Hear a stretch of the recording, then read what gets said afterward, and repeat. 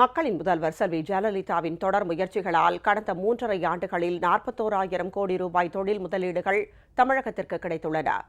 22,500 megawatt மின்சாரம் கிடைக்க வழிவகை செய்யப்பட்டுள்ளது.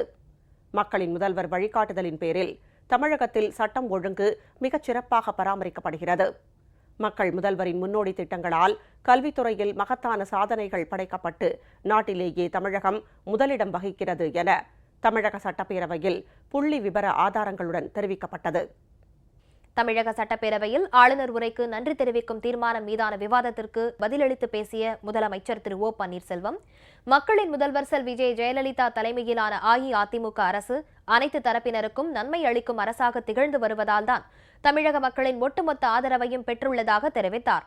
தமிழக வரலாற்றில் இதுவரை இல்லாத வகையில் 37 மக்களவை உறுப்பினர்களை கொண்டுள்ள இயக்கமாக அஇஅதிமுக விளங்குகிறது என்றும், அண்மையில் நடைபெற்ற ஸ்ரீரங்கம் தேர்தலில் 68.52% வாக்குகள் பெற்று அஇஅதிமுக வெற்றி பெற்றிருப்பதன் மூலம் தமிழக மக்கள் என்றென்றும் மக்களின் முதல்வர் செல்வி ஜெயலலிதாவின் பக்கம்தான் என்பது நிரூபிக்கப்பட்டுள்ளதாகவும் பெருமிதத்துடன் தெரிவித்தார்.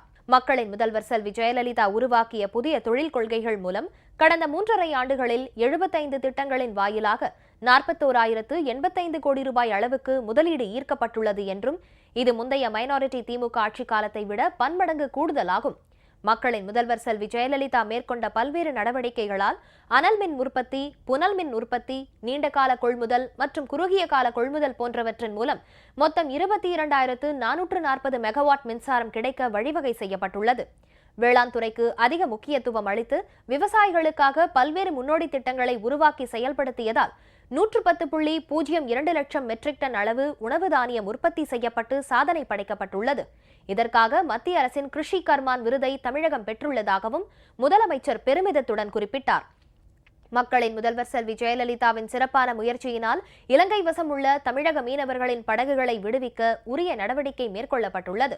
மீனவர் பிரச்சினைகளுக்கு நிரந்தர தீர்வு ஏற்படும் வகையில் இந்திய இலங்கை மீனவர்களிடையே வரும் 5ஆம் தேதி சென்னையில் பேச்சுவார்த்தை நடைபெற தமிழக அரசு முயற்சி மேற்கொண்டுள்ளது.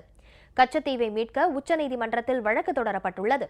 மக்களின் முதல்வர் செல்வி ஜெயலலிதா செயல்படுத்தி வரும் முன்னோடி திட்டங்களினால் கல்வி வளர்ச்சியில் தமிழகம் முதலிடத்தை எட்டியுள்ளது.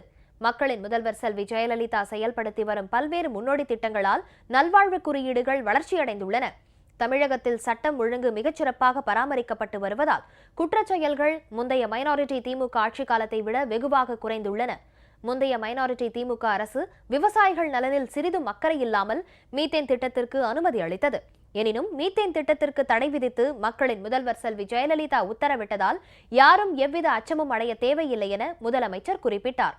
குடும்ப அட்டைதாரர்களுக்கு 20 கிலோ விலையில்லா அரிசி, பசுமை பண்ணை நுகர்வோர் கடைகள் மூலம் குறைந்த விலையில் தரமான காய்கறிகள், ஏழை எளிய மக்கள் பசியார உண்ணும் வகையில் அம்மா உணவகங்கள், அம்மா குடிநீர், அம்மா உப்பு, அம்மா மருந்தகங்கள், அம்மா விதைகள், ஆதரவற்றோருக்கு மாதந்தோறும் 1000 ரூபாய் வழங்கப்படும் ஓய்வூதிய திட்டம், தாலிக்கு 4 கிராம் தங்கத்துடன் 50,000 ரூபாய் வரை உதவித்தொகை வழங்கும் ஏழை பெண்கள் திருமண நிதியுதவி திட்டம், தாய் சேய் நலன் காக்கும் வகையில் 12,000 ரூபாய் வழங்கப்படும் டாக்டர் முத்துலட்சுமி ரெட்டி நினைவு மகப்பேறு உதவி திட்டம், விலையில்லா கறவை பசு மற்றும் வெள்ளாடுகள் வழங்கும் திட்டம், சூரிய ஒளியுடன் கூடிய பசுமை வீடுகள் திட்டம், நெசவாளர்களுக்கான பசுமை வீடுகள் திட்டம், அம்மா சிமெண்ட் திட்டம், தாய்மார்களின் பணிச்சுமையை குறைக்கும் வகையில் விலையில்லா மிக்சி, கிரைண்டர் மற்றும் மின்விசிறிகள் வழங்கும் திட்டம் என மக்களின் முதல்வர் செல்வி ஜெயலலிதாவின் பல்வேறு மகத்தான மக்கள் நல திட்டங்கள் ஏழை எளிய மக்களின் வாழ்வில் வசந்தம் வீசச் செய்யும் வண்ணமிகு திட்டங்களாக செயல்படுத்தப்பட்டு வருகிறது என முதலமைச்சர் பெருமிதத்துடன் தெரிவித்தார்.